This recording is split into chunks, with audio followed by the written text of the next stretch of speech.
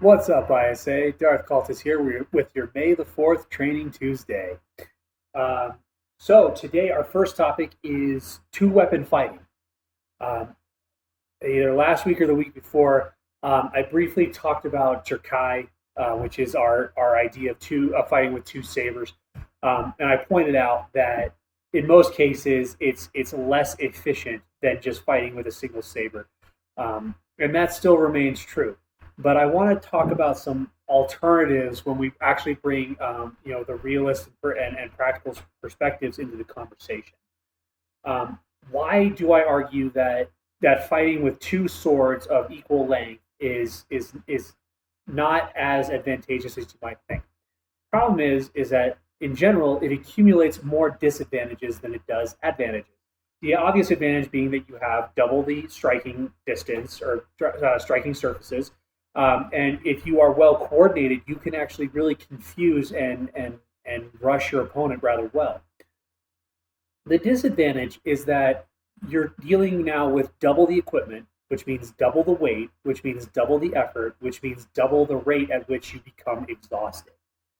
I have seen two weapon fighting be successful in some cases, but in every single one of those cases, it has been someone who has trained with it relentlessly in sparring and drills and training for at least over a year, if not multiple years.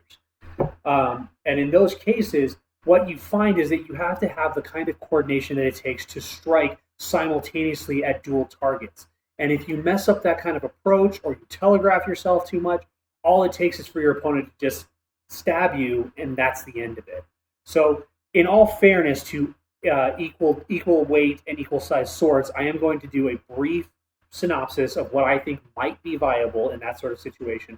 And then I'm going to get into what is a much more practical version of two-weapon fighting.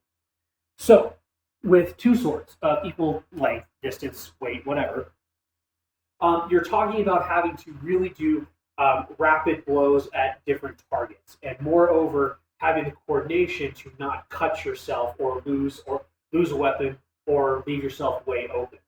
And in that kind of case, you look at a lot of kind of like eskrima. You're looking to fold as you strike at different targets.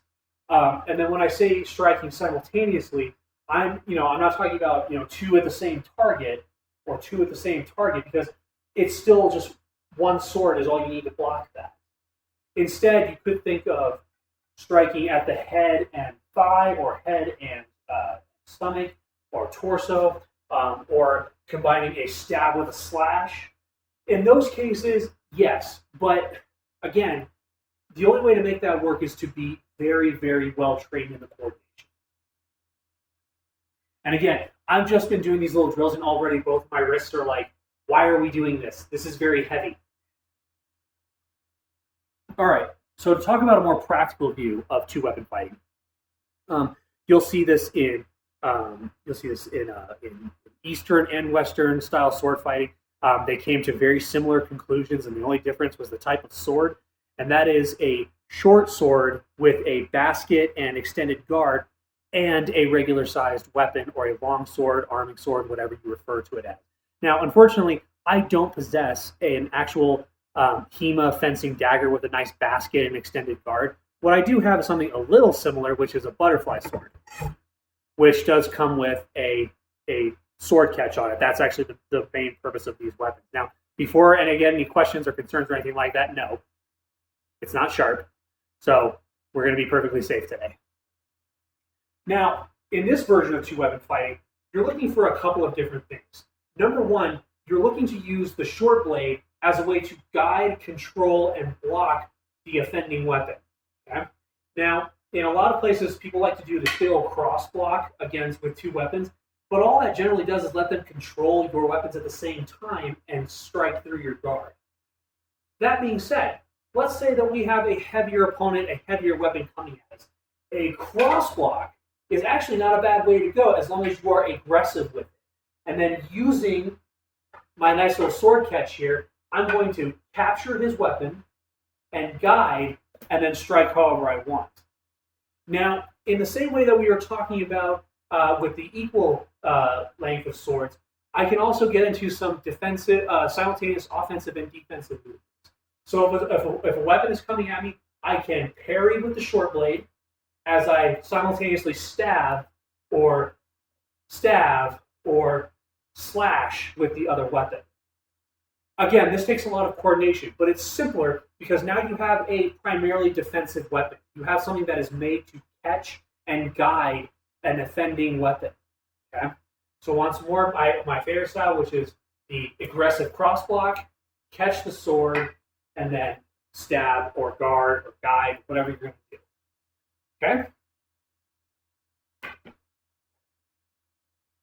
So this has been kind of an expanded conversation on two-weapon fighting.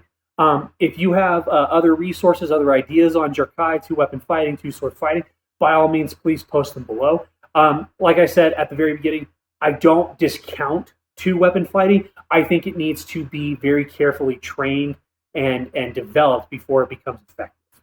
And even then, you have to consider the disadvantages versus advantages that you're taking. Just because you have two swords doesn't mean you're just automatically going to win. Unless you're Miyamoto Musashi, who spent his life fighting with two swords. And even then, he used wooden swords, which were lighter than metal swords. All right, then. Well, this is Darth Cultus, and this is our first topic for today. And as always, for Serviu.